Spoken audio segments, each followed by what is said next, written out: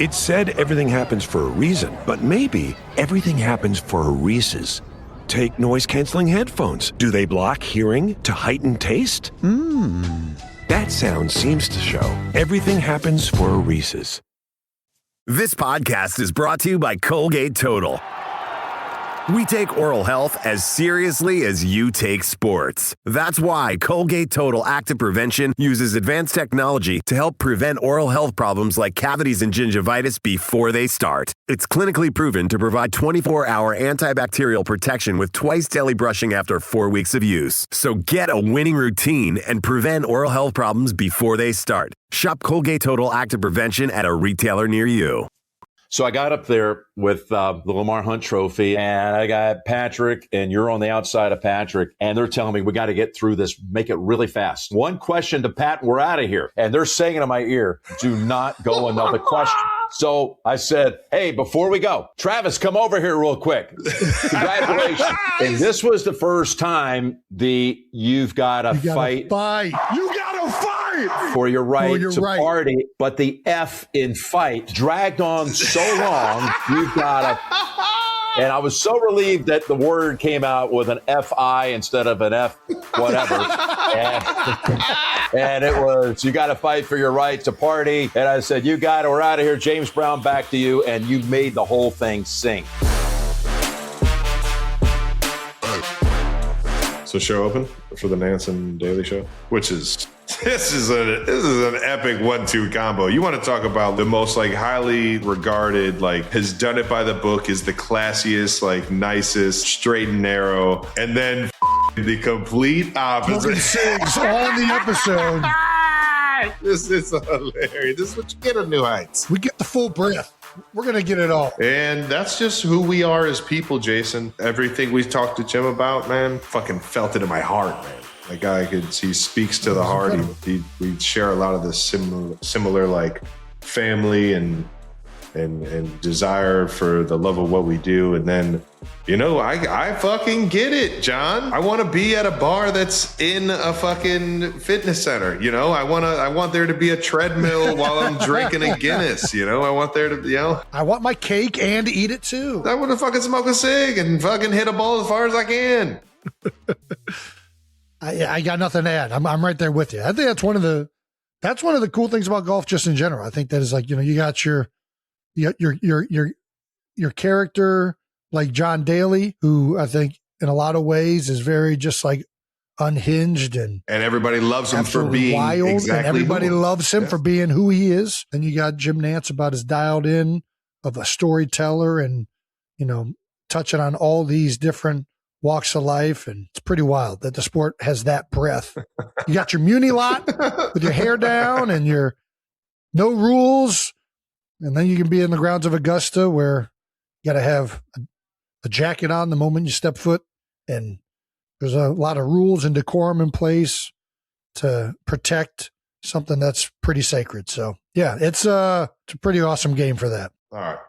Let's get into this thing, dude. Welcome back to New Heights, ladies and gentlemen, boys and girls. This is a Wondery show brought to you by AT&T. We are your hosts. I'm Travis Kelce. This is Jason Kelce, my big brother out of Cleveland Heights, Ohio, man. Made it back to the land. Yeah. Saw the Guards get a fucking dub against the Cubs, baby. Let's go. There you go, Trav. Subscribe on YouTube, wherever you get your podcasts, and follow the show on all social media at New Heights Show with 1S for fun clips throughout the week. Jason, let's tell the people how amazing this show is going to be today. Oh, yeah, baby. We got another great episode for you 92%ers. We're going to get out of the house. Yee! We're also going to answer some of your no-dumb questions, and it's Masters Week. So we got two incredible guests. Jim Nantz and John Daly are here. Quite the combo. Quite the combo. All right, let's get right into this with a little bit of that new news. New news. All righty, new news is brought to you by American Express. Travis is going to the moon. I am? Yeah. How? Yep. NASA replied to one of your tweets. I don't know if you saw this. Please put this up on the screen, Brandon. I was about to say I haven't tweeted.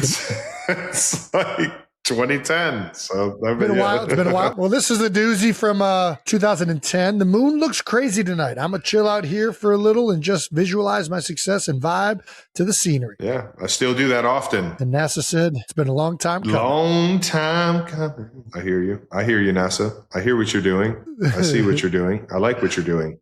I want to go to the moon. Well, I got bad news for you, Travis. You're too big. That's fucking... Do you know that? Per cat, I can't see the screen on this screen, the username, but we'll just say per cat. Please let Travis know he's too big for space. Yes, there are strict height limits for astronauts to ensure they fit into the spacecraft, suits, and workstations. NASA generally requires candidates to stand between 5'2" and 6'3". So you are too tall. Not too tall Jones, too tall Trav. Too tall Jones.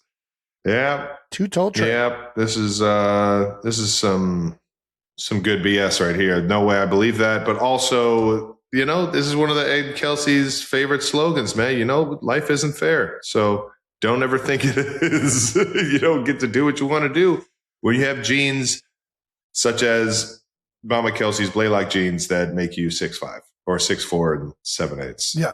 It's mostly from mom's side, for sure. Yeah, it's still a dream. Hopefully there's weight restrictions so I can just not even have to ever think about it. What do you think of this Artemis 2 going to the moon, Jason? I love it. I'm a big fan of us going places with rockets. Oh, yeah, another. With rockets. I don't know who I was listening to, if it was Neil deGrasse Tyson or somebody who, there's a lot of people I think are upset with the money expenditure on going to space and doing these things that they don't really see the upside in the investment. And I think that somebody way smarter in this space than me was talking about just the amount of inventions and innovations that have taken place with the human desire to go places they've never been to, that NASA has gone through to make safe space travel safer, more effective, more efficient. I think it's, I don't know that it's a net loss the way people think that it is. No. And I like Discovery, right? It would have been crazy to be alive when Christopher Columbus gave word of the new world over there in the West. Allegedly, but I hear what you're going with. What is it? Lewis Clark. What's the other fucking Clark? Lewis and Clark. Lewis and Clark, yeah. Lewis and Clark. That's what it is. Yeah. Lewis and The Clark Oregon Trail. going west. Yeah. That's not, I don't think that's the same thing. Oh, where are you going? I don't know. All I'm saying is I'm pro discovering new stuff. I think it's cool. Oh, so you don't think we've been to the moon? Well, I think we haven't been in a while, and we've kind of pushed the pause button on going and doing things in space to this degree. So I think going to the moon, I'd love to see us go to Mars. Ooh. Still want to see that happen in my lifetime. Ooh. I think that it's awesome that we're back in the moon's orbit. There you go. Yeah. I'm with you. I mean, it went up in the air, right? It hasn't shown anything come down yet? Trav, it's orbiting as we speak. Nice. It's up there. It's epic. Can't wait to see pics. Jason, I think we all know this in-house, but you guys got a new dog. We did get a new dog. You guys are... We got a German Shepherd. Nice. We were talking about it last week, weren't we? Did that go on air? Did it? We weren't recording when we talked about it. The news hadn't broken yet. Kylie broke the news on her show. Oh, yeah. Of course. Scooped us. She scooped us. All right, well, then she can have it. Yeah, no, we got a new dog. Do you want to see it? I mean, if it's a puppy, I would love to see it. Who doesn't love puppies? All right. Well, I'll go get it. All right. Oh, look at that pup. That's right. This is Frida. Frida. Or as everyone is calling Freddie. Everyone is calling her Freddie around the house. Where did Frida come from? She's a rescue from, what is it, the SPCA? I always get that mixed up. But there's a litter that was PCSPCA. PSPCA. Such a dick. Anyways, yeah, no, we went down. We got this beautiful dog here. Doggy. I am calling her Gunda. Gunda. Because I like that name better. Gunda. Gunda, sit. Gunda, sit. Gunda. Why are you speaking to it in another accent? She's German, right? Gunda. You're telling Uncle Travis not Gunda? It's not Gunda, it's Freddie. Freddie? Nice. I like Freddie. Freddie's a girl? Frida is a girl. Freddie is the nickname. But yes. Nice. All right, that does it for a little bit of that new news brought to you by American Express. Let's get to a little bit of that out of the house, which is brought to you by Intuit TurboTax. It is officially tax season. Not going to lie, if you haven't gotten them in yet, you might want to get them in or get it done with TurboTax. As you're watching this, Jason and I are actually out of the house down in Augusta, Georgia at the one and only Masters tournament down there at Augusta National. And yeah, I'm excited about it. I think it's going to be a pretty fun experience. The last time I went, I think I mentioned this earlier, the last time I went right after COVID, and there were like limited amount of people, no grandstands at all, if any. Maybe a few were up, and it was a very mild experience, but I got to see the Masters for, what it was. I got to see the course in Augusta National and how it's like a botanical garden in a sense, with all the azaleas and the flower pots and the trees and just the natural beauty that the place has. That was an amazing experience, but I'm pumped to see this thing at full go. Like, everybody is jacked up for this Masters. Yeah. Everybody's, excited to see if Rory can, stay on top like he did last year. I think there's a lot of excitement going into this one, and I'm pumped to just hang with my friends that the group of guys that we're going into it with, as well as enjoy at least one day with Jason. I think to everybody that hasn't been to the Masters, it's a event second to none. The way it's done, there's nothing else like it. Like, there's obviously great history in it, dating back to 1934. It's special not just because of how incredible the course is, but how it's run by Augusta National. All the people in the hospitality, a bunch of teachers take on second jobs because they're on spring break. So a lot of the workers there are actually school teachers in the surrounding community. There's obviously everything that happens at the course, but then outside of that, there's so many parties and events and concerts and homes that are throwing things all week long down there. It's really turned into such a week of just, festivities that it's the Super Bowl of golf. It's the biggest tournament. It's the biggest showing. It's the top players in the world that know this is the one that determines the greatness and the greatest that have ever played this game. And there's something really beautiful with the no phones thing. And there's so many things that everybody goes. I went to Sunrise Mass this past week, and we're all taking pictures of the sunrise, and it's beautiful. But the fact that you're not allowed to have your phone in there makes everybody be present in a way that's very just breathtaking, because you have to take in the scenery and the moments and the shots, but also that you're all doing it together. There's just this very communal aspect of the love of golf that has every walk of life down there, CEOs or guys that won their tickets in a raffle, and everybody's in the same position. And, whoever puts their chair down first, that's going to be their spot. That's what the tradition is. And it's a really awesome event, and something that I don't think really replicates that I've seen. There's nothing like it. I'm really excited to do that. I'm excited. Again, I keep mentioning these pimento cheese sandwiches. I'm definitely getting another one of them. Start stacking cups. I'm going to be broadcasting the par 3, as everybody knows.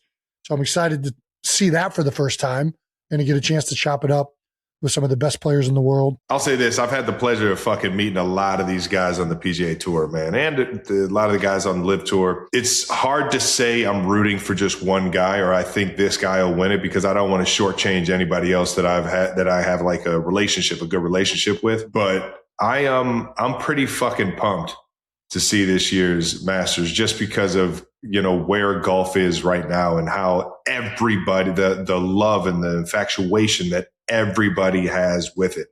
This year alone, you've seen guys like LeBron come out and just the love of the game has just taken him and thrown him into the world of golf. And I think all around right now, like, the excitement of golf is at an all-time high. And I think that's going to create a crazy and fun atmosphere for these PGA guys or these guys at the Masters that are the top in the world to really go out there and hit some fucking amazing shots, man. And I'm fucking pumped for it. Let's go, baby. And that does it for Out of the House, brought to you by Intuit TurboTax.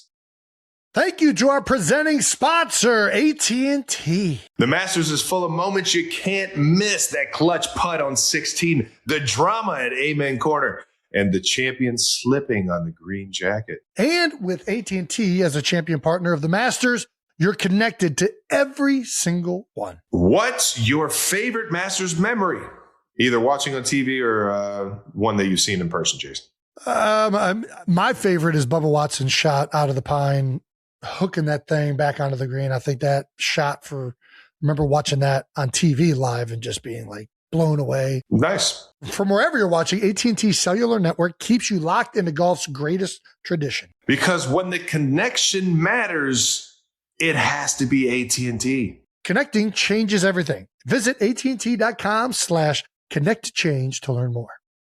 Thank you to our partner, American Express. It's not always about where you go. It's about how you get to experience it. When you've got a little more access, everything just feels right. With the American Express Platinum Card, you can get exclusive access to unique experiences worldwide, getting you closer to the moments that matter. And when it comes to game day, Amex is taking membership to a whole new level. Now, as the official payments partner of the NFL, card members around the world can enjoy incredible experiences all season long. Including access to tickets, perks, and on-site activations at select games.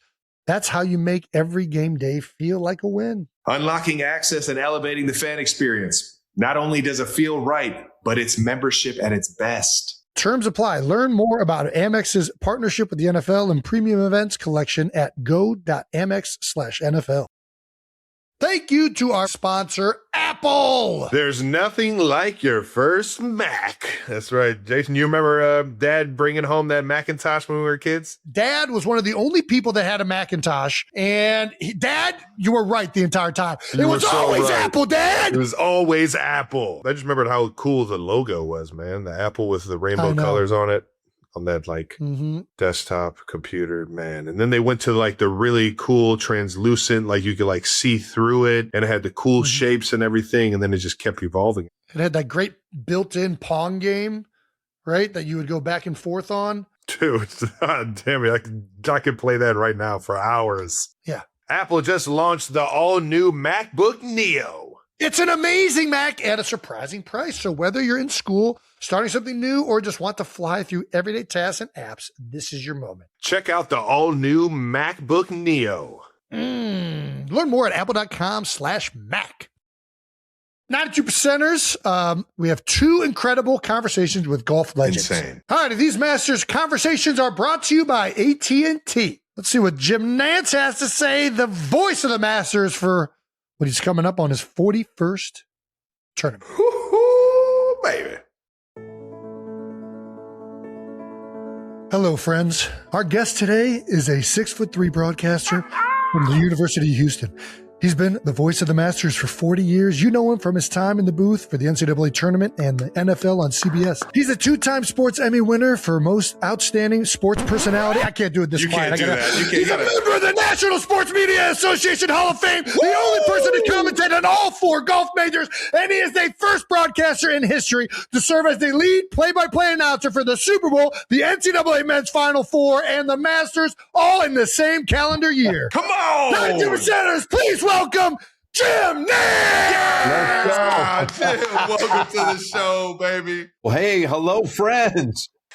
What an introduction. My gosh, man, my head's so big right now, I'm not going to be able to fit in the Butler cabin this week, but I am so thrilled to be on with the Kelsey brothers. Obviously, I know you both for years. I've loved being able to meet with you guys in a variety of places. I'm really proud of your story, your whole Cleveland Heights. Come on, baby. Canton journey with a lot of stops in between. You're awesome, and thanks for having me on, man. This is my way to start the Masters week right here. Let's go, man. And start a whole new tradition unlike any other. Let's do it. We're so pumped up, man. Jim, thank you for even considering coming on here. We've always been huge fans of you, big guy, and this is really cool, man. But you got to tell me what's the secret to a good Hello Friends, because it's so iconic, and you do it. There's nobody that does it anywhere close to you. Well, let me just say this: I never had any intention of this becoming a thing.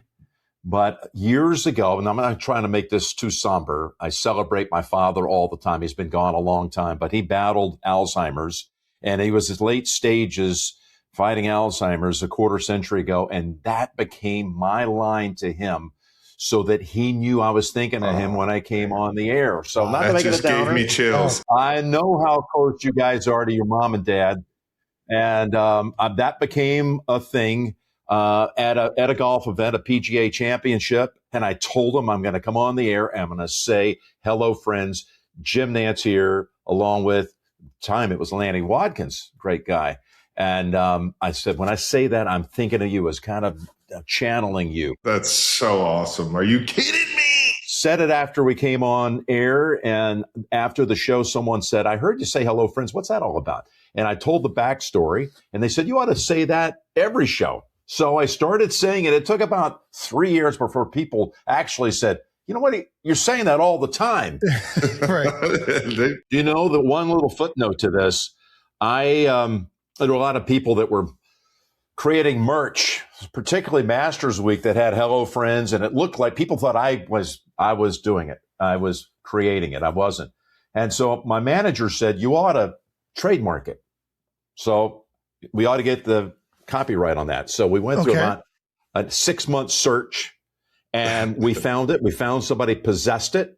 A negotiation took place, and the lawyer called me, and I've been writing checks to the lawyer here as he's been working on this thing, and he said, I've got some good news and bad news. We found it. We found the people that own it. They're willing to deal with us, and I negotiated with them. And I said, look, I told you I'll pay a lot of money for this. Yeah, it's personal. And they said, it's going to cost you $664. And I said, $664,000? And he said, no, $664. I said, wait a minute, I paid you $25,000 to write a check for $664. And I can't give the name away, but I can give you some hints. I bought it from a television superstar who owned it. Yeah. Wrote the check, did the whole thing, and now I own it. So when anybody says hello, friends, like you did, Jason, at the top, I'll give you the address. You got to send me a check for $25. You got it. I'll bring it down to the historic Butler cabin and pay it off. Please, I love it. Yes, that's it. Are you constantly thinking about like tags and you've had so many times throughout your career where you're in the middle of a game and it feels like it just comes to you. Do you pre-plan a lot of these things before the games, or is a lot of it just coming natural? Let me ask you this. On the eve of games, did you ever kind of run through the game in your mind and actually see the plays so vividly in your head? You felt like you were actually playing, but you were asleep, and you could actually see yourself moving and how you were going to react and how you were going to perform on that play. I do the same thing before every show. It is not scripting, but I think of scenarios. I think of what happens if Tiger wins. What's that going to feel like? What are the stories I'm going to want to get into? But those taglines, particularly at Augusta, and like I said, I've been doing it for 40 years, most of them are on the moment, organic. This is what I feel. I don't have notes in front of me. A couple of times I will have some background stories that I have written down. I want to make sure I get to it. But unlike a football game where I'm working off of spotting boards, in golf, I like to say I'm calling it from my heart. And what I see is what I feel. And I'm going to let my heart speak. So if Rory knocks in a putt to complete the career Grand Slam, as we witnessed a year ago, it struck me at the time to say the long journey is over. Yeah. McIlroy has his masterpiece. I had not written that down. I had not gone to bed thinking exactly what I was going to say, but I kind of was noodling on the idea of masterpiece, but the words just kind of came out. Most of the time, that's the way it is. And it's like my last Super Bowl that I called, I've had the pleasure of calling 7 of them, was the game in Las Vegas. I know it very fondly. When McCole Hardman caught the winning touchdown in overtime, I said, given it was in Las Vegas, jackpot. Kansas City. And I didn't have that one pre-planned. And then what happened after that? I went up on the victory platform and someone started singing Viva Las Vegas. I let that run out a little too long. I apologize about that. It was perfect. We've had some great moments on those platforms. Dan, thank you enough for giving me those platforms, man. Those are the ones I remember the most. One time, there was a show premiering on CBS after an AFC championship game. So, you don't realize, you realize it now, but you got someone not running commentary, but a producer telling you where you need to go next. So I got up there with the Lamar Hunt Trophy, and I got Clark Hunt, and I've got Andy over here, and I got Patrick, and you're on the outside of Patrick, and they're telling me we got to get through this, make it really fast. No follow-up questions, just one question to the coach and one question to Pat, and we're out of here. And we've got to get up there. They got to get to this programming while the audience is sizable. Yeah. Kind of giving them a little nod. They know that's for them. And Patrick answers a question, and I'm looking at you as he's answering it, letting you know I'm coming to you next. And they're saying in my ear, do not go another question. So I said, hey, before we go, Travis, come over here real quick. Congratulations. And this was the first time you went on you've got to fight for your right to party. But the F in fight dragged on so long. I'll tell you what, it's been 7 years coming, baby. I learned one thing since I've been here. You gotta fight for your right to party! And I thought, not only have I been guilty of insubordination, I've just walked into an F-bomb on the CBS television network, maybe. And I was so relieved that the word came out with an F-I instead of an F whatever. and it was, you got to fight for your right to party. And I said, we're out of here. James Brown, back to you. And you made the whole thing sing. That's awesome. I remember the other one was the Cincinnati mayor. Oh, yeah. I brought you in and you said, hey, you big jabroni. Shut your mouth, you big jabroni. To the Cincinnati mayor. Know your role and shut your mouth, baby. Shout out to The Rock, yeah. I have to admit, Jason, I wasn't sure what a jabroni was at the time. So I thought, this isn't good. You had to be late 90s, early 2000s wrestling fan to know that one.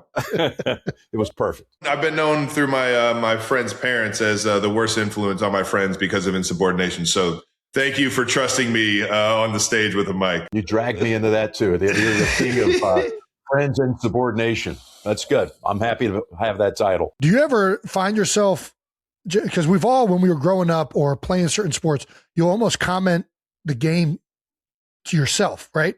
Like I remember playing basketball in the backyard. I'm like, all right, there's 10 seconds left. 5, 4, and he's hit it. He's hit the game. When you're playing golf, are you ever calling the game to yourself? Is that where are you that into it? This is hilarious. Not now, but I will call shots of the people I'm playing with. Oh yeah, we've seen a few of those. For whatever reason, I get such a charge out of it. The other day, I was playing, I was down here at Troubadour in Tennessee and was there with Luke Bryan and Golden Tate. And they said, hey, would you mind? Yeah, so I did it. And it ended up on Instagram. Oh, and, I just, which I'm fine with. I think every kid had those voices in their head, Jace. I think we all put ourselves in that arena where the world was watching us, and we're trying to figure out what that would feel like. Yeah. And I think, like, take the Masters field this week. Every single one of those players, Scotty Scheffler, Rory, all of them, Bryson, I guarantee you that as young kids, they stood over 4-footers on a practice putting green over and over again, obsessing with what that moment would be like. And they had someone doing the commentary in their head saying, this is to win the Masters tournament. I know I did. Oh, yeah. But no more. Now, I sometimes will do it because my game has falling off a cliff. And to try to like bring a little laughter and lower expectations, I will, when just playing with some buddies or people for the first time, I'll walk up to the shot and I'll say, now, Nantz, looking down that right side of the fairway, Trevor, it looks like he's going to rip driver. And I'm just trying to take the pressure off a shot that's destined to rope hook out of bounds or bomb it right out of bounds. And now I think those voices are real for anybody that's competed at a high level. You called your first Masters at 26 years old. I cannot fathom that. I was just trying to be professional, and you were like the peak of like a professional at 26 years old. How did that feel? Well, truth is, I was scared out of my mind. And now all these years later, I'm 66, and this will be number 41, which will be the new record. I came into the week with 40. Let's go, baby. With the great Vern Lundquist. We both had done 40. This will be my 41st. Not that anybody cares about those records, but when they entrusted me, I truly thought CBS had lost its mind. What are you? Don't you guys realize I was living in a dormitory just a few years ago on the University of Houston campus? What am I doing here? This is nuts. But of course, I acted like it's no big deal. No big deal. You know, you may not know this, but Freddie Couples and I shared a dorm room at Houston. And so, you know, he was a great help to me on the mental side of this because he was already on the tour.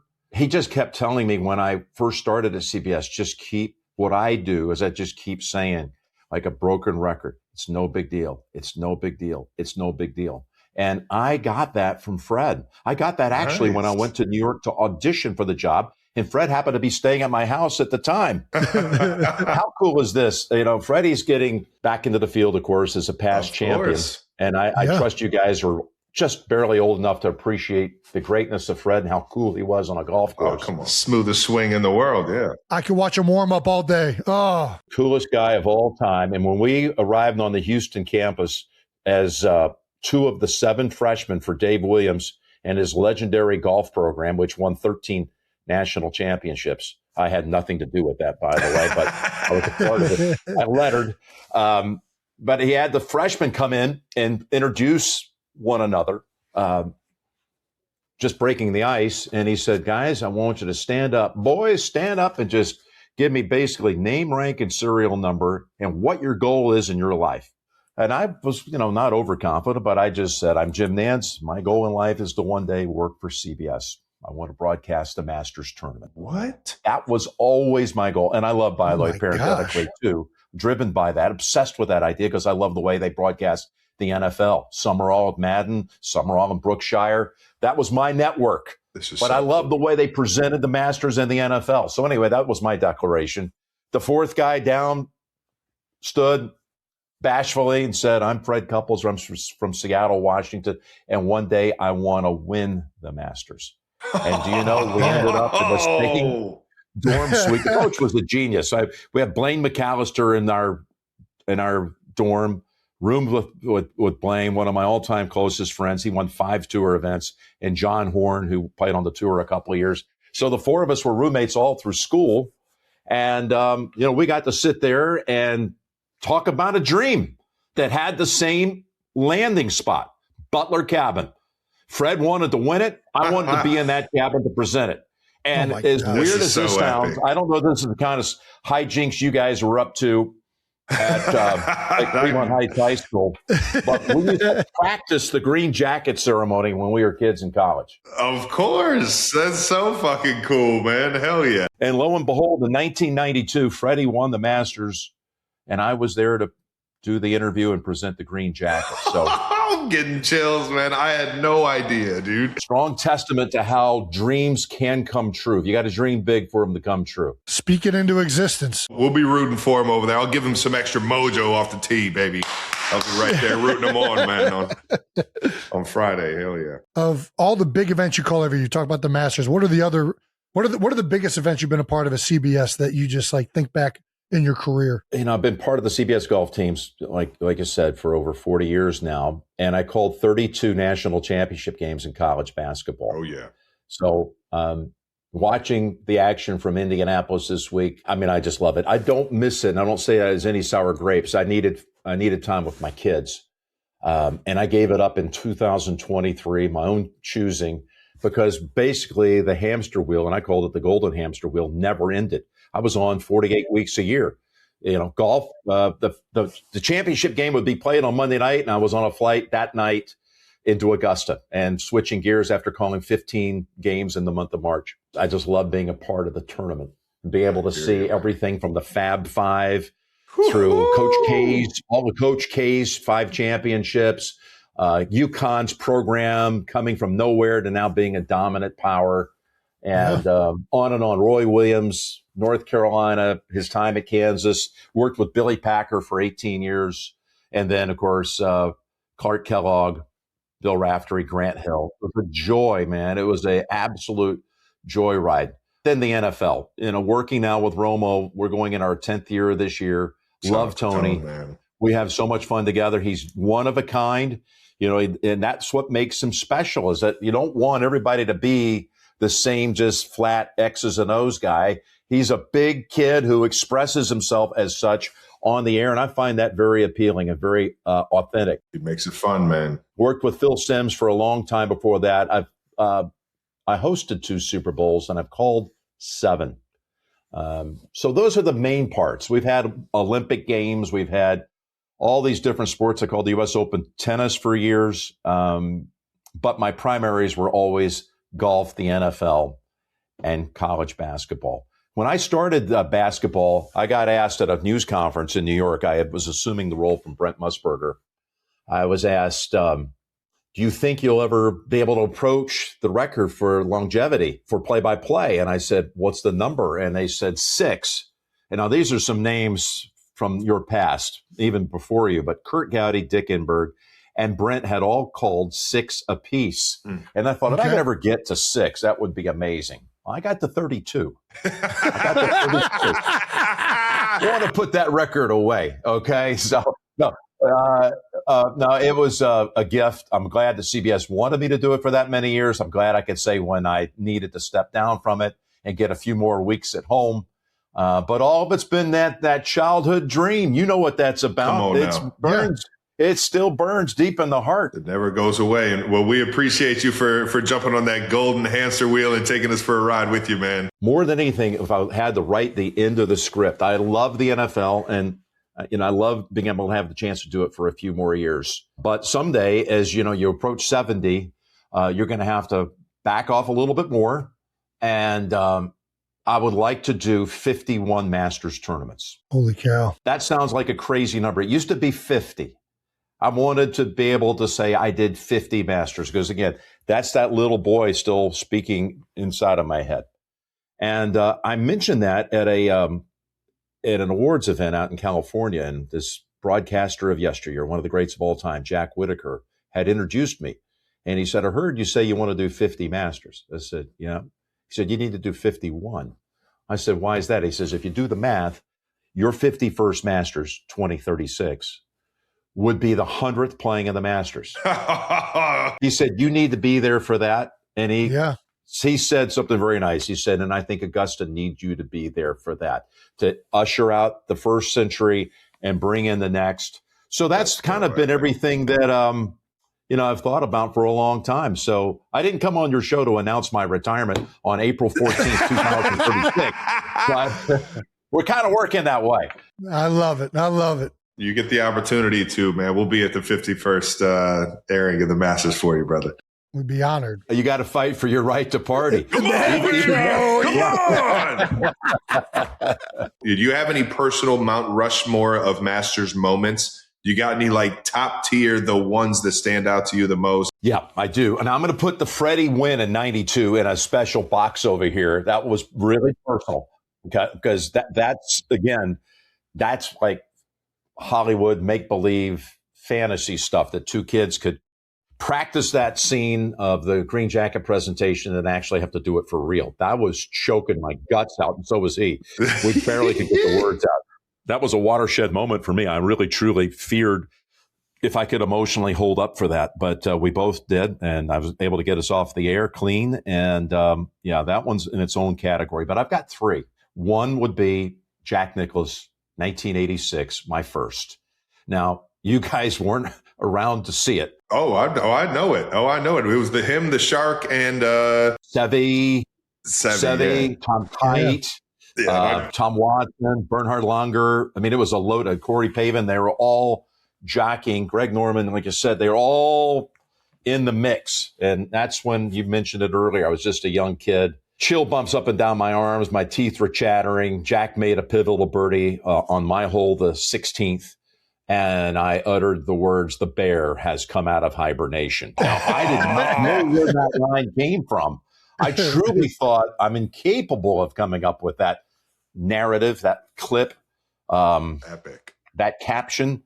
And I began to have doubt in my head as the broadcast continued, because we still had Seve to come through. Norman, Jack had gone out way ahead of them. And I began to think I just plagiarized a remark that someone else had said earlier in the show. We had announcers from 10 in. So I thought, well, maybe someone down there at Amen Corner had said. No one had, as it turns out. Ohio ball player, man. Shout out to Jack. To debut with Jack was crazy. And then I will go Tiger, 97. Not that it was competitive. Now, I know you boys remember that one. Yeah. I called that one. I was at the 18th by then. And I called it a win for the ages. That was one of my lines. Jason, you asked me about this earlier.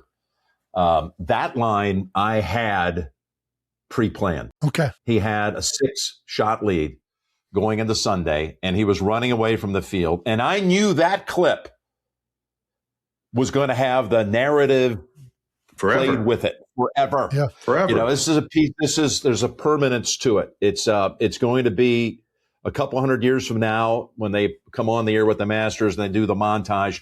That clip of Tiger winning in 97 will be on there. 100%. Dragged into history with it is the little narrative. There it is, a win for the ages. Yes. So I thought about that a lot the night before. I knew it had to be short. I knew it had to match up with the moment in a historical sense. And I'm really happy that was the line that we landed on. But after that, on that short list, Travis, would be Tiger again in 2019. Full circle. When he was given up for not being competitive again, and it came full circle, and now he's hugging his kids behind the 18th green, basically on the same spot where his dad had embraced him 22 years earlier. So beautiful, man. Now that's what we are. We're storytellers. We're not spewing stats. We're trying to tell people what's inside of their hearts and what this moment contextually means. And I happen to be at both of those. I call that one the return to glory, because his kids had never seen him be the champion golfer that he was, like we knew him. And I saw them behind the 18th green. I was told earlier in the day they were not on property, but they were. And I just thought, what a gift to have them see their father, have this encore performance. And I just kept thinking of the word glory as this was all playing out. And when he knocked in the last putt, I just said, not with a lot of exclamation, almost soulful, because he had been through the long road back. And I just said, the return to glory. It felt like it matched that moment. But that's on that short list. And the last one I would say would be Rory last year, the career Grand Slam. Yep. The ups and downs, the wild Odyssey ride he put us on Sunday when he won it, lost it, double bogeyed the first hole, nearly shanked it at 13. You're like, what's going on here? Yeah. And then to rally and win it in a playoff over Rosie, man, was storybook stuff. Those are four iconic, absolutely iconic. I think the 86 one came across my Instagram feed the other day, and there was a moment where the Shark, Norman, is just taking the deepest breath on 18 before his approach shot. And you could tell, man, that there's nothing like that tournament. You're incredible at what you do, Jim. And that's why you get asked to do all these things. And that's why people remember you and have such affection for you, because you're remarkable. You're the best play-by-play person in this generation. I was thinking about this at the Easter service this week. You do at times, no matter who you are, particularly when you're a performer, and you guys are performers, you have all kinds of things that that can work against you. You know that. You have doubters. Mm-hmm. Like, we all have enough doubt to deal with on our own. But you have people that are second guessers, who are critics, who don't understand how hard it is to perform on a moment's notice. You're trying your best, and sometimes we fail. Sometimes the words come out upside down, or you don't capture something quite crystal clear as you should. But everybody's got an opinion. And, you learn how to deal with that noise. Yeah. I know we all make it because it's personal. So we feel like there are a lot of people at times against us. Yep. And it's not reality. No. It's just sometimes these louder voices that are maybe on social media or just plainly in the media. We deal with media too. Yeah. We got all kinds of television critics out there, whether they're social or whether they're in electronic or print, whatever. But yeah, you learn to deal with it. And as a little kid, I never thought about, I'm going to have to have people that are telling me I'm not any good or somebody's better. And I never thought about that. I was thinking about playing. I didn't realize there'd be that noise. And there is a learning curve for that. And, I've had to deal with it for 40 years, and I think I've handled it well. And I've tried my best to be the person that I am and not let that sully what otherwise has been a dream life. And you guys, I hope, realize that same thing. Whatever noise you hear, it's insignificant. Oh, yeah. It all goes away. And when life goes on and you guys get to be my age and older, and you're still going to be doing whatever you're doing, I'm sure, at a very high level, that bust is going to be sitting there in Canton, long past you both, as being on the planet. That bust is going to be there. The criticism or the noise, that's all immaterial. It's history. You built a life in other realms too. Your families. Look what you've done to make your family proud. I get the biggest rise out of seeing how much your parents enjoy what you both are doing and how you both have supported one another. That's where I'm coming from. I appreciate that. Family to me, it's everything. I was playing a video the other day. My kids were young. And I'm way off on a tangent here. I love it, though. I love it. We're so like that. Yeah, please keep going. Yeah. I was telling my kids about something. It was from 4 years ago, and I was 3 years ago. And I said, family is love, and love is family. And if you're surrounded, you understand the world is like that, and I think you guys do. I mean, I see it from the outside. I see that love in your own circles. Oh, yeah. Yes. Jason, the amazing life that you and your family have built, Travis, what you're building, and starting right there with your mom and dad and what you've done to make Cleveland, and specifically Cleveland Heights, proud. That love, man, that nurturing got you to where you are. I had the same thing. It's the best. Hello, man. Friends. I want my dad to hear me. He's been gone 18 years. I got chills right now thinking about it. I just want to make him proud. And that's when I say my feet hit the floor in the morning and I have gone through my ritual, one of those things with gratitude is just saying I want to make people proud. It's the best. Yeah. And I'm going into Augusta this week. I'm going to give it my all. Oh, you're going to make everyone proud. And I just hope I can make people proud. The people that are my family, who I love, and love as family. Well, make sure I come up to you and pinch you so you know you're not dreaming, big guy. I'll know when somebody comes and pinches me from behind. I won't even have to turn around and look. I'll know it's you. When I'm playing in a big game and or win or loss, Jason's been at a lot of the big games. My family's been at, every big game in my life. And those moments where you come out of that game and you see the ones that are there to support you. You see the ones that have been on this journey with you your entire life. And you see, where it's gotten to. It's the most beautiful thing that I could have ever asked for in my life is the fact that I have that much support from family and friends. And I remember the funniest one was coming up from that Buffalo game where Jason jumped out of the suite and jump back in the suite. I come up to the suite at the end of the game to celebrate with my friends and family, and Jason has his shirt off still. Tony and I covered that game. Of course. You know it very well. Yeah. You caught a couple of tutties. You were right there in that end zone. You caught one. You looked up at him.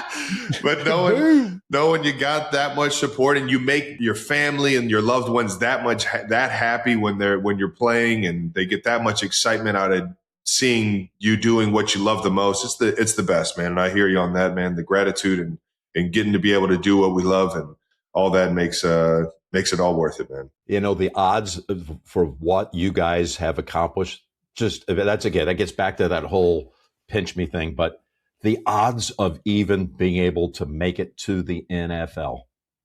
I mean, everybody thinks that plays at Division I level thinks it's going to happen. You couldn't tell me and Jason that. Even with the 1 star connected to our names on all the high school recruiting. I didn't even have a star. 0 stars. I had the picture of me was that black silhouette. You know what I mean? It is a pinch me moment whenever we look back at that. And, you know, our families have been so uniquely blessed to share in all these experiences together. And then to make other families along the way and all the friends, and not like anything else. Like, you always accomplish things through the help and guidance with other people. And the teams we've been on, the coaches we've had along the way. You mentioned something earlier, Jim, about people infusing belief. And I've said this before. I think belief is the greatest thing you can give another human being for exactly what you're saying. There's so much, you know, in your own head that you can build up with doubt and nerves and things. When somebody gives you that gift, it gives you the power to overcome all of the little things that really don't mean anything. And I just love that so much. I do want to ask you, do you have a welcome to broadcasting moment? You talked about the nerves of that first Masters at 26 years old. Is there something that happened maybe young in your career that was like, all right, I'm finally doing this thing? Well, before I got to CBS, I was, I was on the Houston golf team, but I was not as passionate about trying to be a professional golfer, nor did I have the skill level, nowhere close, as I was. You know, the boyhood dream was the broadcasting thing. But I started working in the business when I was 20 for the CBS affiliate in Houston, the 4th largest market in the country. I was the weekend fill-in sports anchor, but it amounted to a lot of like anchoring the sports broadcast on the 10 or 11 o'clock news, whichever time zone you're in, you know what I'm talking about. And I was still living in the dorms. And so I was still living with all my golf guys I mentioned before.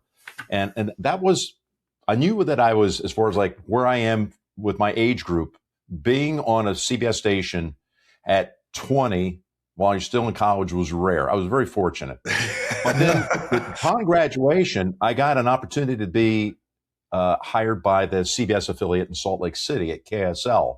And with that, I got to do the Utah Jazz game. So I was 23 and I was in the NBA, calling NBA, and I was the play-by-play announcer for BYU. The Cougs. Yeah. They won the national championship in 1984, and I was doing their games with Steve Young. Oh my gosh. Who had graduated a couple of years before and was playing in the USFL for the LA Express. Oh my gosh. So we're doing a game in Provo, and the booth where we broadcast from at Cougar Stadium was so small they had us record our on-camera opening on the field. So we knocked that out. We jumped in the press elevator for the start of the show a few minutes later, and the elevator blew a fuse. And for a quarter and a half, the elevator didn't move. Oh my! Are you kidding me? Meanwhile, the game goes on, the show goes on. They ran a scroll at the bottom of the screen that says, "We are experiencing audio difficulties." Yeah, you have no announcers. That's an audio difficulty. That's quite the difficulty. Yeah. So, just randomly blew a fuse, and then it started back up, and we rejoined the broadcast with about 6 minutes to go in the half. That was a terrifying moment. I can remember, if you talk to Steve ever about it to this day, you know, we were starting to get claustrophobic, to say the least. And it was a tiny panel that you could knock it out, I could lift him up if we wanted to, and he could try to get out of the elevator shaft. We decided that was not a good idea. That could have prevented what later became a Hall of Fame career in San Francisco. But anyway, we had that moment. And then lo and behold, after 2.5 years in Utah, I got a call from a producer at CBS named Ed Gorin, who later became the president of Fox Sports. Great friend of mine to this day. He said, we've been taping your shows for the last month, and you're one of 5 finalists for an opening at CBS Sports. I thought it was a prank call. I thought it was one of my college buddies. They knew this was my goal. This can't be true. Come on. I said, come on, give it up. But the next day I was on a plane to New York, and I was auditioning in the CBS Broadcast Center against the likes of Roy Firestone, who was a famous broadcaster, had this up-close show on ESPN, the great James Brown. And I ended up winning the audition. And within a couple of weeks, I was on the air being introduced by Brent Musburger. Holy cow. Doggone. Well, thank God that that elevator got working, baby. Do you take the stairs now? Do you make sure that doesn't happen? That is a fair question. You are one of one, brother. I can't tell you what an honor it has been to listen to you share these stories. What an honor it's going to be to watch you do your 41st Masters. You've officially surpassed the amount of balls Rory had to hit. You're way past him. Congratulations. We're all looking forward to it. Thank you for having me on. I really, truly, I was so appreciative to get the invite to come on the week of the Masters, and it would mean a lot to me if even it was just a minute, if I had a chance to express how much I appreciate both of you in person and this particular podcast being a guest this week down in Augusta. Jason, good luck with that, by the way. I know you're going to be great. Have a wonderful time. I'm here. Anything I can do to help. Do you have any advice? Like, what's the advice here? I mean, it's my first time. I've been to. Define your role for me. It's going to be interviewer of players and friends and family. I'm kind of going to be boots on the ground, just talking in between holes and stuff. There's 2 things you're going to focus on here. Okay. Virtually everybody in that field is going to have a caddy that's special to them. And more likely, it's going to be a family member, a child, a daughter, or even a wife. Yes. So 1 is, what was that experience like? Yep. And 2 is, how do you feel about your game going into the tournament? That's all you need to ask. Perfect. Now, maybe somebody knocks a hole in one, and you might ask them about that. But I think people want to know what the week looks like for them and what that experience was like out on the par 3 tournament. It's unique. We don't see anything like that the rest of the year. You don't need to dig much deeper than that. This is a feel-good event, and you're going to be the right guy to do that. I got a third one, Jason. Don't forget, keep your shirt on. Goes without saying. Yes. It's a classy event, Jason. Thank you so much for hopping on with us. Thank you, brothers. I appreciate you both. That dude was epic, man. The best. The wisdom and like the emotion that and the way he's able to tell a story. I feel so dumb trying to talk to him. Gosh dang.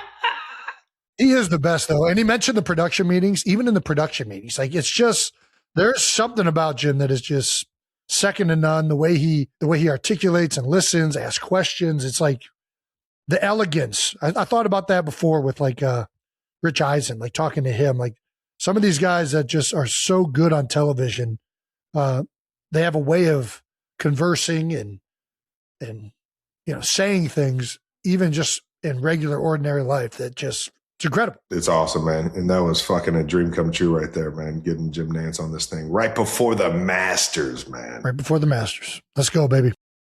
Jason, can you do the honors? Alrighty, our guest today is a 6-foot golfer out of Dardanelle, Arkansas. I believe that's right. He's the 1991 PGA Tour Rookie of the Year. He's got 5 PGA Tour wins, 2-time major champion, and he won the 2021 PNC Championship with his son. And he was Travis Kelce's co-star in Happy Gilmore 2. I wasn't a star. He was a star. 92%, he's here to grip it and rip it. Please welcome the one and only John fucking Daly, baby! John, how we doing, brother? Let's fucking go. As he cracks one, man. Oh, man, look, where's the cold boy at? I can't find one. Oh, that's what I love right there, man. Hell yeah, brother. How we doing? Doing great. How you guys doing?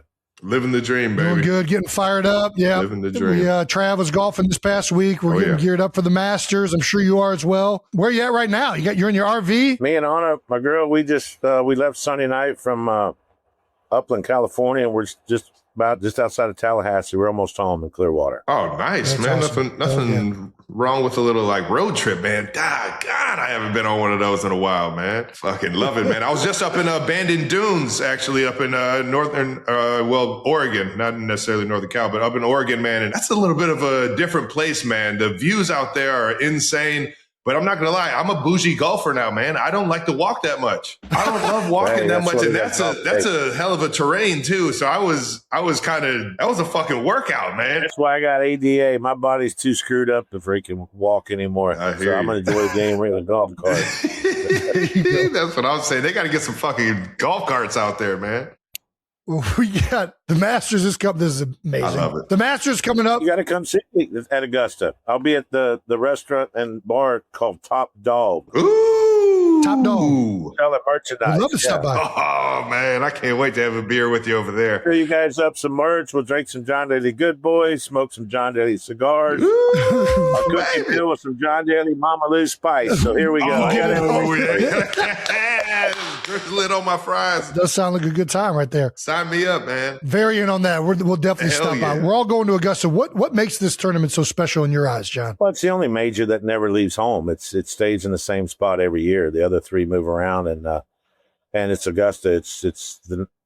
I don't know if you guys have played it with y'all's status. You should have been able to. No, it's just a very special week. I played in it for a lot of years and had a few good tournaments there, but even when I was playing, I was selling my merchandise. It just gives me a chance to see the fans, have a few cocktails, sell some shit, and have a good time. What do you hold on. I got the little ones running. She got the Eagles cheerleader outfit on. That's a good outfit there. You just mentioned you interacting with the fans. I don't know that there's any golfer that I've seen that has been more connected with his fans than you. What do you think it is about you that made that the case? Well, I think for me, I always played for him. And, there's no skeletons in my closet. I've never lied to him. If I screw up, I tell him I screw up and apologize and move on. And they've been great to me. It seems like everywhere I've been, it's like a home field advantage, with you guys, playing for the Eagles and that boy there, new 3-year contract for the Chiefs. All right now. Great fans. But your Eagles, man, when you guys are down a little bit, I've never seen fans. They'll let you know. Yeah, they let you know. But I guess that's called loyalty. I don't know. But well, it's passion. It's passion, John. It's standard. Passion. Okay. Yeah. You think you take that grip it and rip it philosophy into life too? Not just on the golf course, or? Oh, yeah, got to. Yeah, I believe caffeine, nicotine equal protein. Let's go. The simple formula. John, as one of the legendary drivers of the ball, I'm trying to get better at golf right now. I'm trying to break 80. Got a long-term goal that I want to make happen this year. I've realized I need to improve my long game and my short game the most. I'm pretty good with my irons. What is the key to driving the ball? What would be your main takeaways if you want to hit it longer and preferably straighter? Would you say are like your hard, fast rules? Yeah. Well, for me, it's low and slow and finish the backswing. But in golf, people always ask me how they hit it further. Well, if you hit your best drive, the best you can hit it, that's pretty much as far as you're going to hit it. Now, the good thing is it's like you guys practicing football every day. Consistency.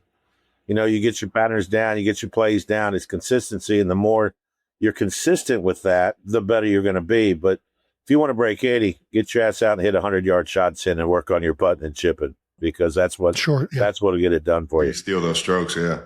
He's got a goddamn KFC potato wedge as a putter, man. It's like he just went to the local putt and just grabbed that thing out of the bag. He's got to get up to modern day, man. I don't know what he's doing with his putter. Those old bullseye putters? That's what I got. I got a bullseye. Well, those are really good for fast greens, but I don't know what greens you putt on. But you need to probably get a heavier putter, like a big, like a Benton Artie or something like that. A real heavy putter. That'll help you short stroke and make a lot more putts. Okay, that's a good tip. I'm going to take that one. I'm already on it, Trav. No chance. This Heavy guy's putter. fucking trash. Yeah, baby. Johnny D, I'm going to take you back to 91, man, when you won the PGA championship. I just wanted to ask, man, you were the 9th alternate going in it to win the whole thing. Is that correct? Yeah. Man, that's crazy. Did you know going into that tournament that you were going to have like a really good chance of winning, or were you just kind of like happy to be there? What was the mindset going into that one? Well, I was just happy to get in. And, back then I made $162,000. I kept my card for 92. You make $162,000 on PGA Tour, you're working at a grocery store somewhere selling groceries. But I had a pretty decent year. The golf course just fit my eye. I could fly all the trouble. And the reason I got in, Nick Price, Sue had the baby, and I got in last. And but anyway, he asked me if Squeak could caddy for him. I said, hell yeah, I'd love for Squeak to caddy for me. And that's awesome. Squeaky did a hell of a job. It was a blur because I didn't get a practice round. We just went in first round, second, third, That's fourth. so crazy. That is wild. Oh my gosh. Grip it and rip it, baby. What else do you need to do? Jason, you're worried about trying to fucking hit your drive straight. Just fucking hit it. At what point did you know you were going to be a legit professional golfer? Like, when did you start playing? And at what point was it like, oh man, I'm pretty damn good at this? Started when I was 4. I'm probably around 16 years old. I just said, this is what I want to do. I'm fat. I'm flat-footed. I can't run. So football, basketball's out. I was a pretty good pitcher. I guess I could have pitched, but, I'd have to play on a major league team where the pitcher doesn't hit, which I think that would be the American League. Is that right? American League, they don't hit. I think it's both now, but yeah, I hear you. Back then, I think it was just the National League pitchers that hit. Yep. But, right. But no, I was just too slow, flat-footed, and I feel like I had pretty good balance in my golf game because I'm so flat-footed. So I just kind of stuck with it. When I was 16, I said, this is what I want to do. I will say that, man, the swing is obviously one of the smoothest of all time, man, and the how much you get on your backswing is so impressive, man. It's like you're getting to the other side of your head almost. And for big guys like us, like the shoulders just don't allow us to get to that point, man. So it's like you're like an anomaly in this world of like guys with big shoulders that can't get their swing all the way back there. It's just, I don't even know where I'm going with it. I just fucking love the goddamn swing, man. You guys are always pumping and you're getting so strong here. You're more, you need to stay flexible because you catch it. Jay, you had to block those boys, man. You had to be strong. Yep. It's tough because you get so tight, you can't get the club back. But like, quarterbacks, pitchers, hockey players, they're so flexible, they can take the club back. But yeah, you just gotta find your consistent drive and see how far it goes and just work on that because that's all you can do. I mean, I used to be able to hit it a long way, and now, my drives in the 90s sound like atomic bombs. I don't even want to tell you what they sound like now. No, get out of here. I know you're still crushing it. Cracking it, dude. What was your furthest drive back in the what's your furthest drive back in the day on tour? I'm not sure how far, but I think the longest I ever saw was somebody hit at 420. I think I had one like 399, 400, but I guess I'm saying that was back when that technology. What do you think realistically, if you were still in your prime with the balls today and the drivers today, what do you think you'd be hitting? It'd be scary. I mean, me and Jack Nicklaus have talked about that. Just think, he was really long. Mm-hmm. Just think the technology even up to when I was playing. I don't know. It's hard to say. I know that I hit over 200 ball speed way before when Bryson was trying to do it. God damn. He was back. He kept getting 198, 199. He couldn't get there. I said, hey, dude, I did it 10 times in a row. You'll get there. With a Balata ball on a freaking 32 being Irving King driver. Yeah. That looks like Hey, what you need to do is you need to unarch your feet. You got to get more balance. You need more flat foot into the ground. Your arches are, yeah, exactly. The arches, you're just not made for it. Dude, how cool is it seeing your son, John Daly II, man? How cool is it seeing him making his PGA Tour debut and seeing him kind of follow your footsteps and everything. I believe he went to Arkansas. I feel like I always see him with some Arkansas gear on. Yeah. Yeah. This is his last semester, 5th-year senior. The team is really good. I think they're 4th or 5th in the country. So yeah, he hits it about 50 past me now, but he still can't out-chip me. He can't out-chip you? Yeah, he said when I one-arm him and I one-arm chip him, he's got 2 hands on it. He gets so mad at me. Does your son ever push back on golf advice? If he's anything like Trav, my dad would try and coach him up in baseball and stuff like that. He never wanted to hear any of it. What's John II like with golf advice? He'll listen to everybody but me. The same way it goes. It's the same. It's the father-son thing now, but if I see him doing something wrong, I watch him a few tournaments. I'll tell coach. There you go. And, yeah. And little John will go, Dad, coach really helped me. He told me I had to get the ball up. I go, okay, son, that's perfect. That's awesome, man. I'm glad he's helping out a lot. Like DMC, if Tiger and Charlie are playing, Charlie will listen to me. Little John will listen to Tiger. When's the first time he actually beat you in a round? Let's see, probably about 4 or 5 years ago. Oh, wow. Yeah. Holy right before he's going into college. Yeah. Right when he's like 16. That's amazing. There you go, man. That's how you know that's what you should be doing in life right there when you're beating a pro. I saw that little baby girl of yours, Jace, behind you. Hey, she's going to be beating you in golf pretty soon, too. Just trust me. So I want to get her out there. Hey, it ain't going to be very hard. She might be able to beat me right now, John. I don't ever say. Still got flexible shoulders. You famously said once, talking about your pre-round routine, that you hit balls for maybe 20 minutes, put a little bit, smoke 4 or 5 cigarettes, and then you drink 3 Diet Cokes, and you go in for the first tee. Some days I won't even go to the range. Is that still the case? I just smoke cigarettes and drink Diet Coke. I don't even look at a putting green or practice. Get away from the putting green.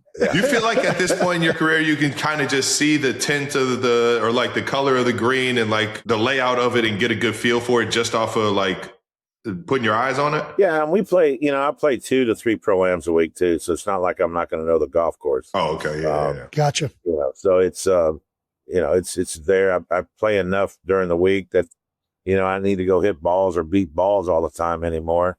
My body can't hold up to it anyway. 12 surgeries, bladder cancer in the last, 8 years. So, yeah.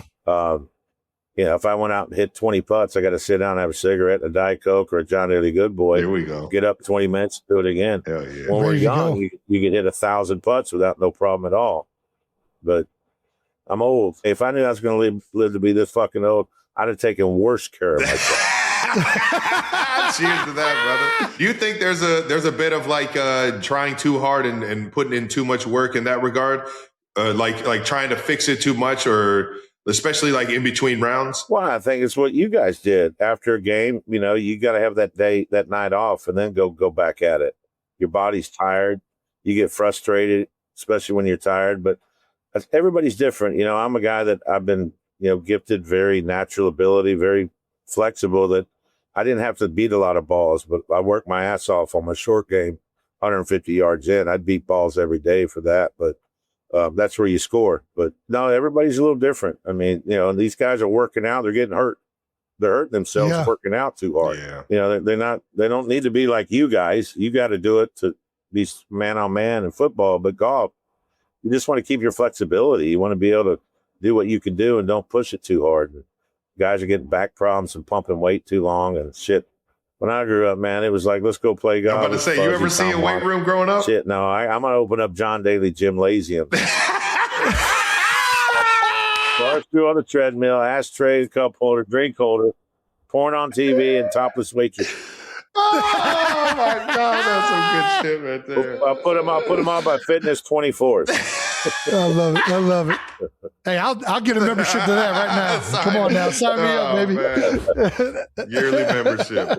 I do think you're onto something though, because it's that way in football. Sometimes guys put in so much work and they get so meticulous with everything, their diet, weightlifting, and they forget that it's not a formulaic thing. You can try and make it that way, but at the end of the day, there is an art to it, and there's a freedom that you need to play with as well. And if you try and be a robot out there, it's just like, it doesn't work in football. And I know like golf, you would think there's less factors and maybe you can be more robotic, but I bet there is a similarity there where you can't allow that to overtake your mental approach to the game. Yeah, I mean, we're the only sport that the boundaries change every day. We're not playing the same field. We're, even if it's the same golf course, tee boxes, they change tee boxes. They move them up, back. Green, the pins are changed. You got OBs, you got hazards that come into play. But, it's just a brutal game, man. And people don't realize it does take a toll on your body. Like, I don't work out, I put out, but it's taking a toll on my game and on my body. And right. People that go, it's such an easy sport. Yeah, this is a kind of a pussy sport. Bullshit. This is a man on man. It's every part of your body's got to work. And when you're repetitionally hitting that many balls, it's no different than what you guys do. It's brutal on the body. No doubt. I get more sore playing golf than I ever did sometimes at practice. I go out there, you're walking a course, like a bunch of hills, you're going up and down, you hit a bunch of balls. And trust me, I'm over 100 strokes sometimes, John. I'm using all of them I got, right? So this guy gets within 50 yards and starts playing ping pong on the green, man. The funniest line was from Brett Favre. I'm playing with him in the Pro-Am in Memphis in August. It's 125 degrees. We're on the 15th hole. He goes, you know what, Daly? I'd rather have a 350-pound lineman just run my ass over right now. This is good. Seriously, I'll take one hit as opposed to 4 hours of it. Yeah, man, no doubt. I was going to say, golf's having a surge of the century. Like, everybody's getting into the game nowadays, and it feels like you're seeing more and more content. Everybody wants to have some sort of golf show because of how fun the game is, and also just how the banter in between it's a game you can comment on and a game that you can act within. It's like everybody has these new shows and everything. Do you like how the game has been growing, or is this starting to get kind of like, I don't know, sidetracked from what the game really is supposed to be? Oh, I love it. I mean, the only downfall is everybody hits at 320 now to 350. That's not a downfall, but I look at kids growing up playing golf now. All they want to do is go to the driving range and beat a driver at 320 yards. Yeah. But the 100-yard chip shot, they're missing the green. They're duffing it. They're not, doesn't matter how far you hit it, but if you ain't got a short game, what's the use? It's like having a quarterback that can't call an audible and throw a screen. Ooh, I see you, big dog. You need that guy. You need that guy to be able to get if you got to sniff out that defense, man, I'm telling you, you got to change the fucking play. Yeah. No, I hear you. We got a little note in here about your high school kicker days. Oh, yeah. Yeah. Oh, okay. He's talking to, we got go ahead. Elias High School, Elias Crusader, Jeff City, Missouri. What? Nice. Hell yeah. So were you right on the border there, or? Well, it's about 35 miles south of Columbia. Nice. I'm familiar, but that's where you went to high school. So you grew up in Arkansas and then went to high school in Jefferson City? Yeah, well, I went my sophomore and junior year. I finished my last semester, my senior year in Arkansas. Oh, okay. But, right. I was there for a couple of years. But yeah, we went to state. We had our first perfect season at 10-0 since 57. We won our first playoff game in St. Charles. They were just too fast. Was it just kicker? I could throw it, but I couldn't run. I could punt it. Thank God I didn't have to run. But I did the pump, pats, and kicks when I was young. And your coach, oh yeah, Big Red, baby. They showed him at 13. He looked as big as you, Jason. He looked like he was playing for the LA Rams at that point. Yeah, he's such an awesome coach. I love him. But I went to pump, pass, and kick ways. And when I was 8, Superdome opened up at 74, and the first person I met was Archie Manning. How about it? And I was talking about a man that if he ever had a good offensive line, he could have done something. But it was great meeting him and just getting into I love football. Football is my passion.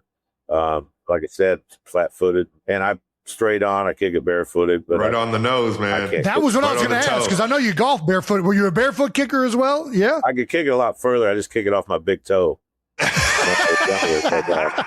That's so good, man. But I got something that a lot of kickers didn't get. Look up the 1992 All-Madden kicker team. What? Okay. Were you on it? Look it up. I was the John Madden hated kickers. And we were out doing a Monday nights. Frank Gifford held the ball for me on Monday Night Football in San Francisco, and I kicked a 45-yarder, 40-yarder, and Coach Madden was out there. And he goes, "Okay, I like you, son. And you put me on the 1992 All Madden team. that's the kicker. That's so fucking good, man. That's the only NFL thing I could say. Bro, that's one of the most like awarded things as a player, because John, obviously Madden was like the mecca of, or like the best in the entire football world. Like he's our like savior in this world. So to get that nod, that's pretty fucking dope. But that's crazy, dude. The 1992 Madden team. I think I'm lining up a putt or something. The card that it has is a 1992 All Madden team. I think I'm lining up a putt. I can't remember what the card looks like, but it was pretty cool. I got to get that. Heck yeah. Do you have a welcome to golf moment? Like welcome to the PGA moment? Welcome to the PGA, I think, would be probably winning the PGA. You know, most of the time, a good one. For her, I could hit it kind of long, and I'd have the group I'm playing with, a sign carrier, and about 5 people watch me hit it. Then they go watch somebody else back in the day. But yeah, the PGA of America was probably, I didn't realize what I did until I got to Colorado the next week. It was like 12,000 people sitting there waiting for me. Hell yeah. Like you guys were the Super Bowl, y'all have hundreds of thousands, but kind of felt like that, like couldn't breathe, you know, it was really weird. That's crazy, man. I believe it. That's an awesome story, man. Yeah. Well, John D, man, we appreciate the time. We appreciate the stories. Can't wait to run up on that fitness center you were just talking about and get a subscription for the year. But we appreciate you, dog. Thank you for jumping on with this, big guy. You got it. I'll get y'all's address, send you a bunch of these beautiful good boys. Please. Non-carbonated. Please do. Please. I'll send you cigars, and I'll send you some of my Mama Lou's seasoning here. Put on everything. Is there a site everybody can jump on to go grab that stuff? Or yeah, well, Good Boy, you just go to goodboy.com. You see the John Daly, the cigars, JohnDalyCigar.com, and Mama Lou's. Just go to John Daly's seasoning. Hell yeah! But I'll send you guys some stuff. And we'll throw all those links then, in the episode too, man. Where are you at down in Augusta as well? Because we're gonna make sure we run into you. What bar did you say again? I'll be there from this Saturday to next Saturday. Love it. Sean, all right, top perfect. dog. Top dog. Can't forget it. Top golf. Top dog. Top dog. Dog. You don't seem like a top golf kind of guy. You seem like a top dog kind of guy. Side note, Augusta's is really regarded for like the food and everything around there, the pimento cheese sandwich and all that. What we're going there this week. We've been before to the major, but what are the must-dos if you go to the Masters as a spectator? Well, the practice rounds are the best because you can, you won't be able to take your phone in and all that stuff. They take your phone. So you just leave it somewhere. But you can see the guys practice. That's what's really cool. That's cool. You get, and, but the best place to be is going to be a Top Dog just on Washington Road. Just so you know. Perfect. That's what I'm talking about. A few of these before you go back into training there, big boy. Listen, you already know. I'm gonna eat real clean this week just so I can get out there to Augusta and have a few of those. You can pound a bunch of these. That's what I'm talking about. We'll get them in. Trust me. Hell yeah. You're the man, big guy. We appreciate the time, man. You already know. We'll see you. We'll try to see you next week down there in Augusta. Love you, boys. Always watched you. Keep it going.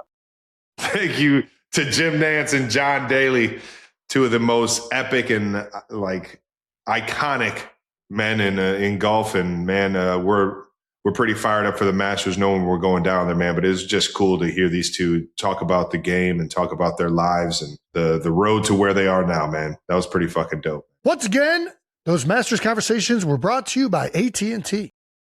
Thanks to our sponsor, Intuit TurboTax. Let's go! April 15th, tax deadline is coming fast, but don't worry, you can hand off your taxes to a TurboTax expert today. Doing taxes the old way means stress, chasing updates, working around somebody else's schedule, and wondering if something has been missed. Yeah. With Intuit TurboTax, you can hand off your taxes to a dedicated full-service expert. They understand your specific tax situation and can do your taxes for you from the start to finish. That's right, online or in person at one of their new store locations. Just import your tax forms directly into the app and hand everything off to your TurboTax expert. While they work on maximizing your refund, you can catch up on your favorite TV shows or podcasts like New Heights, or hit the gym, or prep for an upcoming trip. Don't wait. Visit TurboTax.com and hand off your taxes to a TurboTax expert today. Thank you to our sponsor, Reese's Oreo Cups. Oh, yeah, Reese's Cups with Oreo cookie crumbs.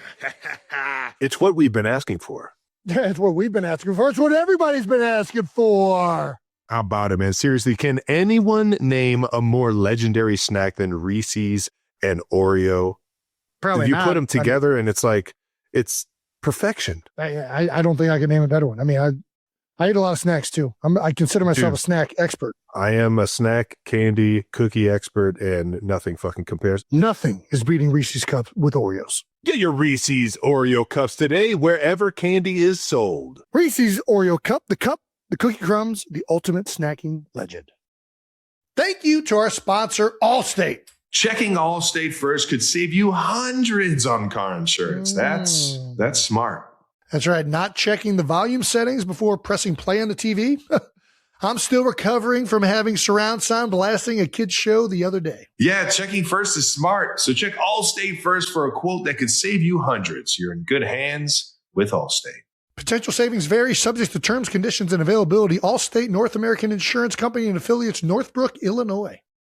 All right, now it's been a minute since we've dipped into the no dumb questions bag, so let's take a minute to dive into one. All right, this edition of No Dumb Questions is brought to you by Apple, one of our favorite companies out there because it's every device that I have around me. All right, here we go. What side of TikTok are you on?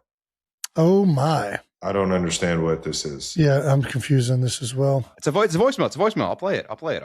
But what does it mean? What side of TikTok are you on? TikTok's on voicemails. The question's a voicemail, Jason. Oh, was the prompt from us? What side of TikTok are you on? Let me just play the question. It's going to make sense, I promise. So I have a question.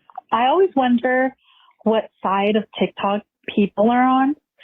So that's my question. What side of TikTok are y'all on that is not related to you guys? I mean, currently I'm on the side of TikTok that doesn't watch TikTok. I only post on TikTok. I don't scroll TikTok. She's asking if we're pro TikTok or against TikTok? No, she's asking us, she's basically saying that there's an algorithmic thing that steers you into a certain type of content on TikTok. And I think TikTok people understand what she's asking, but neither of us being TikTok individuals, I don't think you're going to understand this question. What's coming up on your feed is basically the question. My algorithm on Instagram Reels right now is heavy golf content. I mean, I am getting, there's this one guy, Dan Grieve, I think is his name, Greaves. Oh, yeah. Has the 3 releases. I'm about to buy his book. You're hilarious. But he's got just get a lot it on of chipping, audio. Man. approach game advice. You don't have enough time to sit down and read, Jason. Get it on audio. Well, I mean, audio book is still getting his book. Oh, okay, all right. You're still paying for it. it. My bad. But yeah, a lot of golf content, a lot of AI videos that I have to look at for a couple seconds to see if they're AI. But of course, they were AI from the very beginning. Just you got to get out early so you don't keep getting those fed to you, man. There's nothing worse. I know than this is AI, video, but I'm going to go through the comment section just to make sure that it's AI. You're hilarious, even though it's obviously AI. The AI videos are the worst, man. I know what mine are.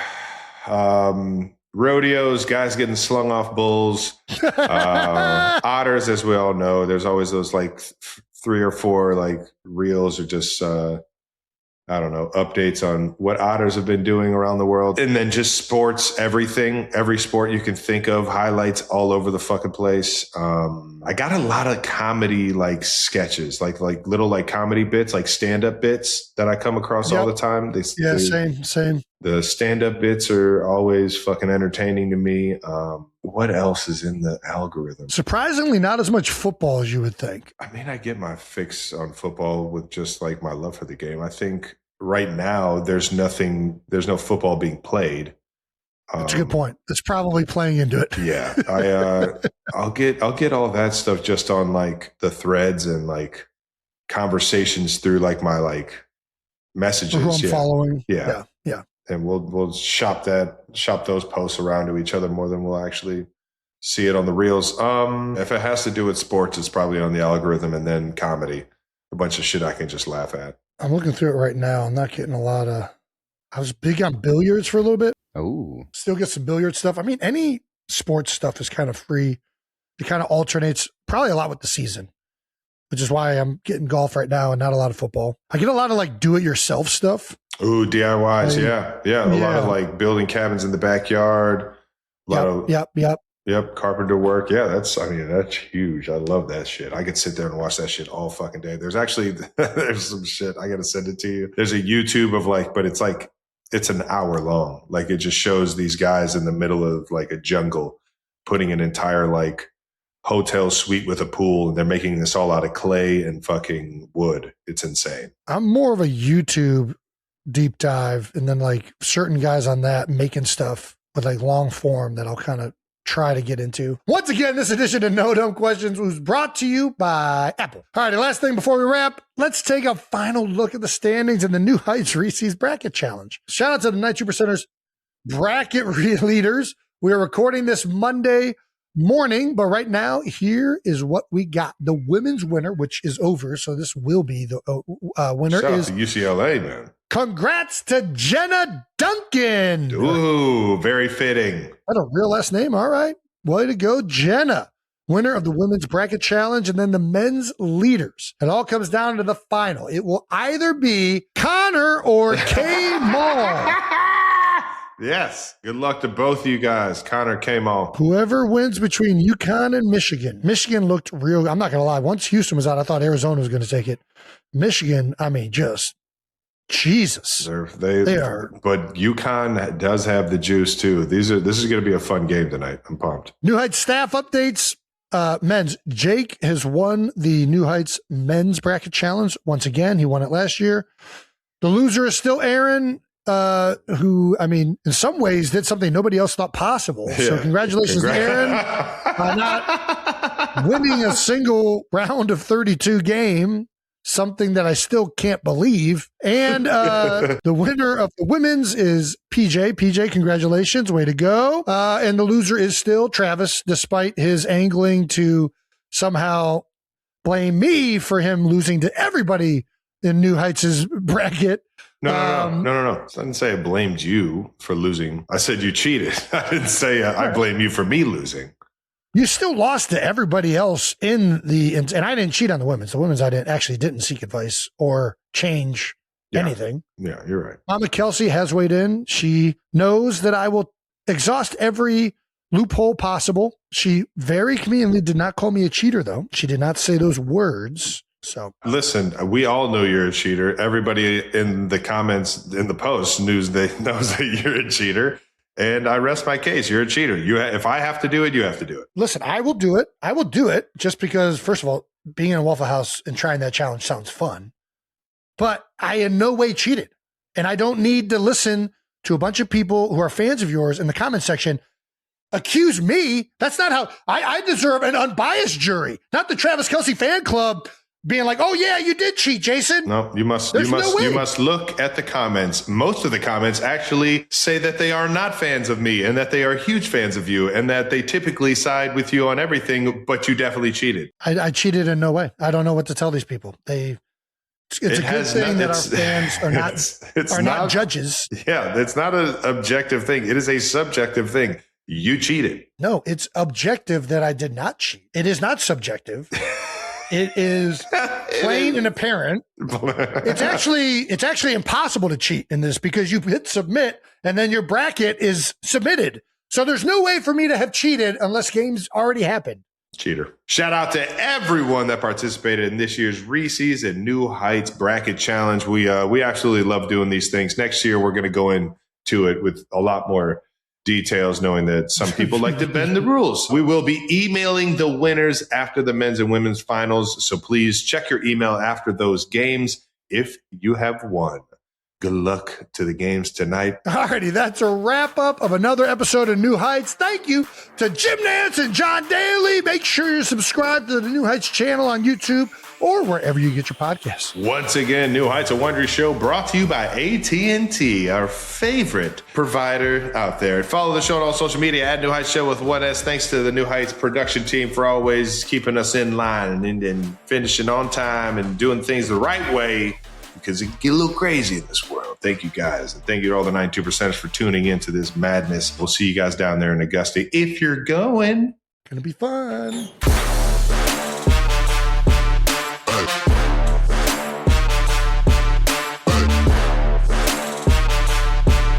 Hold up. I did do some research because are we doing the Waffle House Challenge? That's what we're doing? If that's what we can agree to, we'll do it. I don't know when we're going to record that. Oh, in LA?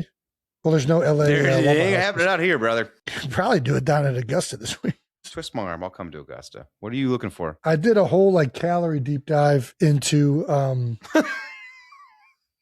how many calories it would be to eat your way out of Waffle House. Okay. And I cannot find it. How many calories are in a Waffle House waffle? A standard Waffle House waffle contains 400 calories. Oh, that was not the number I got. What'd you get? It was higher than that. I know that. All right. Well, we can sidebar on this. We're losing Travis. We're losing him. What do you mean? You're not losing. That's why I'm trying to keep going. We don't need to do the calories. As the show closes. The show ends when it spiritually ends. It's just not really we can just wrap this episode, I think. Let's wrap on out of here. I will walk away from the computer. Come on, Jason. God damn it. Wrap the fuck. We'll do this later. People don't want to watch us do math.